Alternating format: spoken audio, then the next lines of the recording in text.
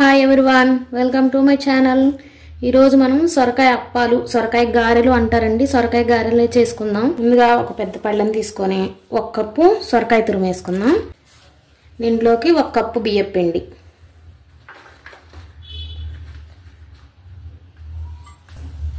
సన్నగా తరిగిన ఆనియన్స్,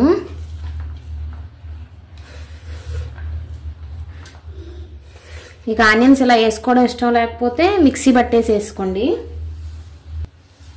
సన్నగా తరిగిన కొత్తిమీర, పుదీనా, అల్లం వెల్లుల్లి పేస్ట్ 1/2 స్పూన్ వేసుకుందాం. పచ్చిమిర్చి పేస్ట్ అండి.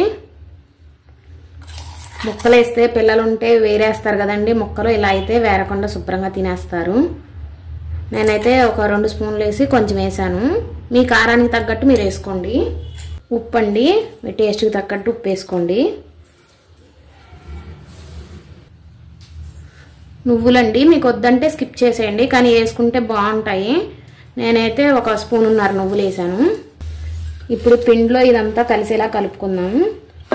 ముందే వాటర్ వేయకండి, మనకి సొరకాయ తురుములో వాటర్ ఉంటుంది కదండి, దాన్ని బట్టి సరిపోకపోతే అప్పుడు మళ్ళీ మనం వాటర్ కలుపుకుందాం.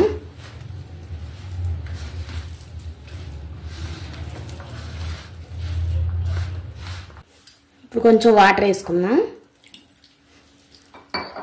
వాటర్ చూసుకుంటూ కలుపుకోండి, ముందే ఇవన్నీ వేయకండి ఒకసారి.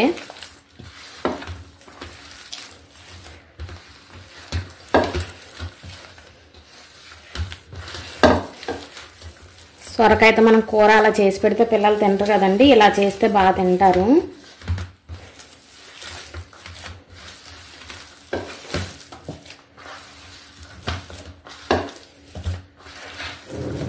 ఇలా కలుపుకున్నాక ఒకసారి ఉప్పు అంతా చెక్ చేసుకోండి, ఉప్పు సరిపోయిందో లేదో. ఉప్పు కారం అన్నీ సరిపోయాయి నాకు.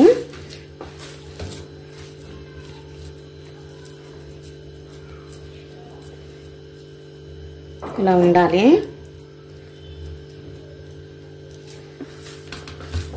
ఇది పక్కన పెట్టేసేద్దాం. నేనైతే జీలకర్ర వేయడం మర్చిపోయాను,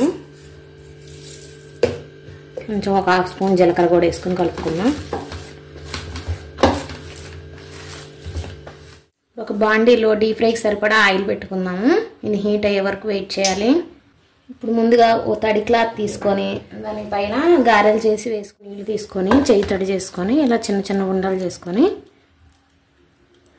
ఇలా క్లాత్ ఒకటి తడిపేసి ఇలా వేసుకుందాం.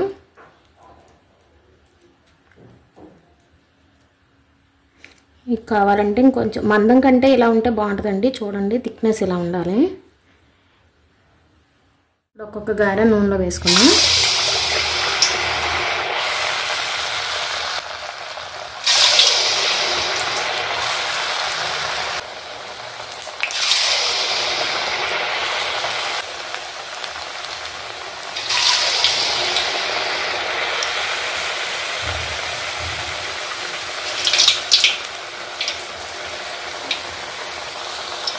గ్యాస్ మీడియం ఫ్లేమ్లో పెట్టి వేయించుకుందాం.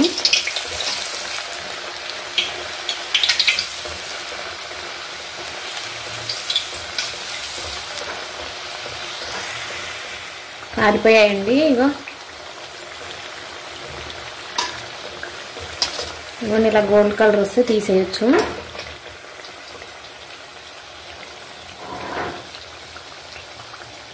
తీసి వేరే ప్లేట్లో వేసుకుందాం.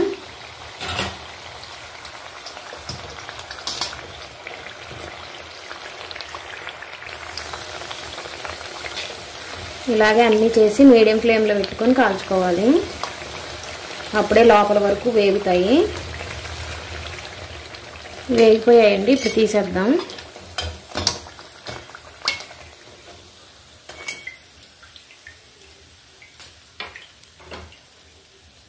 గారెలు రెడీ అయిపోయినాయండి. ఎంతో టేస్టీగా ఉన్నాయి. దీంట్లో టమాటా కచప్ వేసి పిల్లలకి ఇస్తే చాలా బాగా తింటారు.